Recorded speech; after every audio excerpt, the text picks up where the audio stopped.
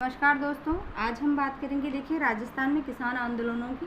तो देखिए सबसे पहले हम आंदोलन की बात करते हैं। तो सबसे पहला जो आंदोलन हुआ था वो हुआ था बिजोलिया किसान आंदोलन। और देखिए जो बिजोलिया किसान आंदोलन हुआ था ये 1897 से 1941 तक हुआ था। अर्थात कहने की बात यही है कि सबसे जो लंबी अवधि तक चलने वाला जो आंदोलन है वो कौन सा है, बिजोलिया किसान आंदोलन। देखिए ये जो आंदोलन चला 44 साल तक चला था और इसके जो जनक माने जाते हैं वो जनक है देखिए बिजोलिया किसान आंदोलन के साधु सीताराम दास। और ये जो आंदोलन है ये देखिए 3 चरणों में हुआ। पहला चरण माना जाता है इसका 1897 से 1915 तक। 1897 से लेकर के 1915 तक इसको संभाला किसने, सीताराम दास ने।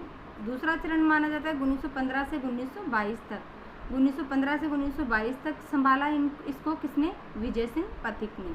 उसके बाद में देखिए 1922 से 1941 तक माना जाता है तीसरा चरण।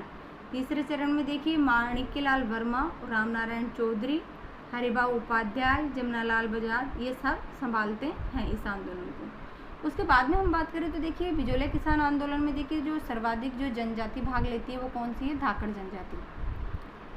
ठीक है, उसके बाद में हम देखते हैं देखिए बिजोलिया किसान आंदोलन के बारे में विस्तार से।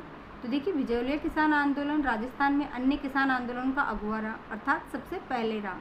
यहाँ के किसानों में अधिकांश धाकड़ जाति के थे।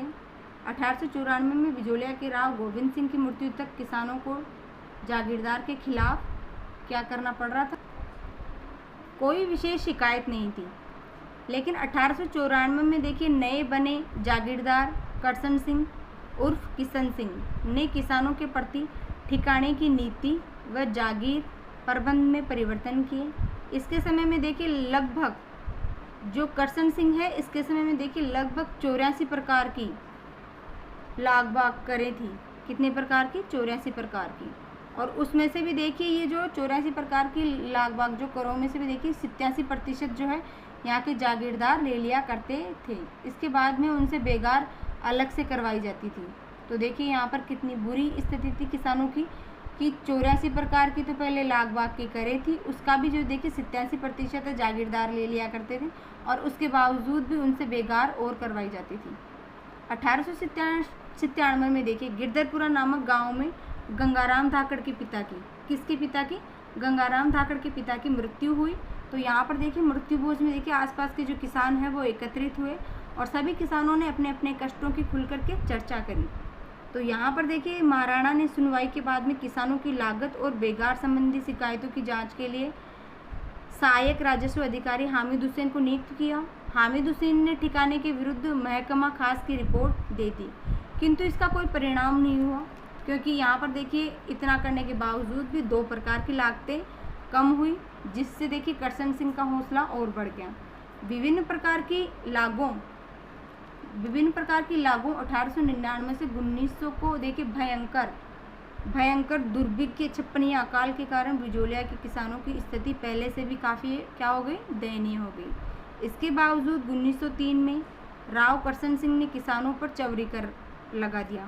देखिए चवरीकर क्या होता था, चवरीकर एक मतलब कोई भी किसान अगर अपनी बेटी की शादी करेगा तो वो 5 रुपये जो है यहाँ पर ठिकाने के कोष में जमा करेगा। तो इस बात से देखिए किसान और भी ज़्यादा दुखी हो गए थे और किसानों ने 2 साल तक अपनी बेटियों की शादियाँ ही नहीं करी थी। तो देखिए चवरीकर नामक एक नया कर और लगाया। इसमें हर व्यक्ति को अपनी लड़की के विवाह के अवसर पर 5 रुपये ठिकाने के कोष में जमा करवाना पड़ता था। चवरीकर बिजोलिया के लिए आर्थिक रूप से तो भार स्वरूप था ही साथ सामाजिक रूप से घोर अपमानजनक भी था। किसानों ने इसका मौन विरोध किया था। किसानों ने क्या करा था, मौन विरोध किया और 2 वर्षों तक अपनी कन्याओं का विवाह नहीं किया।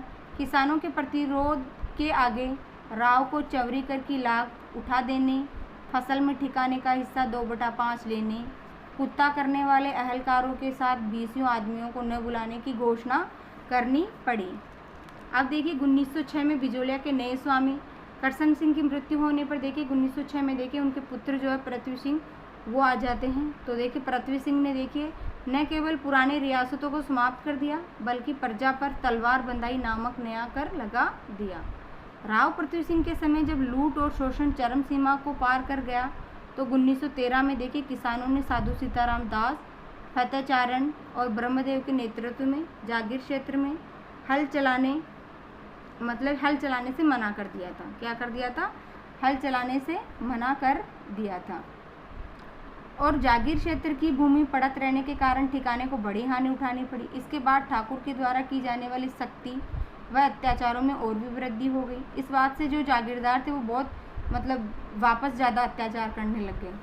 फतेहकरण, चारण व ब्रह्मदेव आतंकित होकर बिजोलिया छोड़कर चले गए। साधु सीताराम दास को पुस्तकालय की नौकरी से अलग कर दिया गया।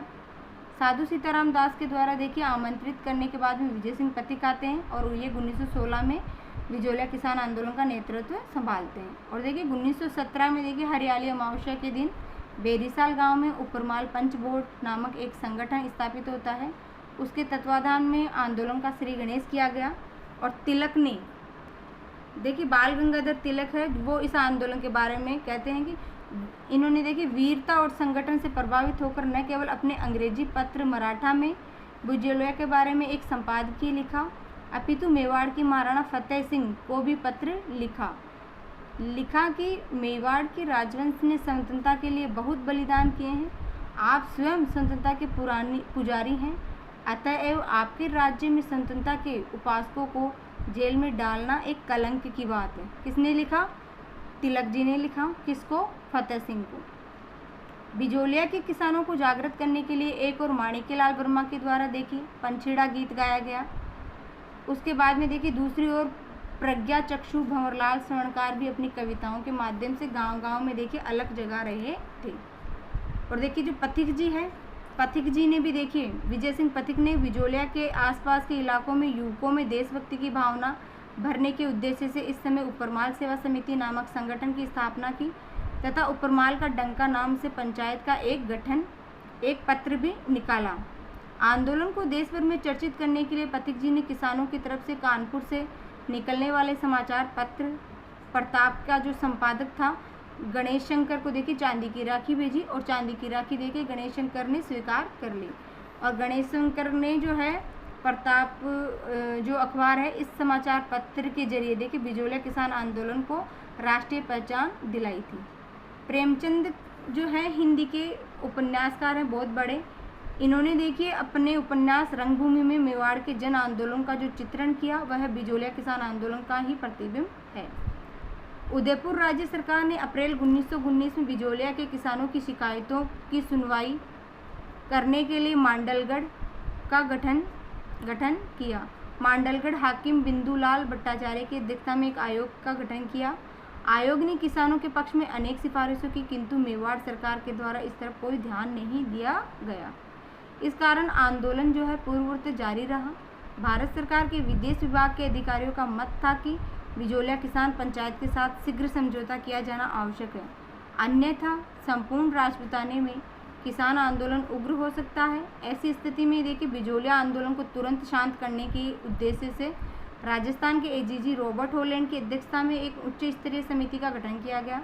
फरवरी 1922 में रॉबर्ट होलैंड ने किसानों से वार्ता करी और 35 प्रकार की 84 में से देखिए 35 प्रकार की लागतों को माफ कर दिया गया। यह समझौता स्थायी नहीं हो सका। 1927 के नए बंदोबस्त के विरोध में किसानों ने ठिकानों पर दबाव बनाने के विजय सिंह पथिक के परामर्श के बाद लगान की ऊंची दरों के विरोध में अपने माल भूमि छोड़ दी, मगर किसानों की धारणा के विपरीत ठिकाने के द्वारा भूमि की नीलामी किए जाने पर भूमि को लेने वाले नए किसान मिल गए।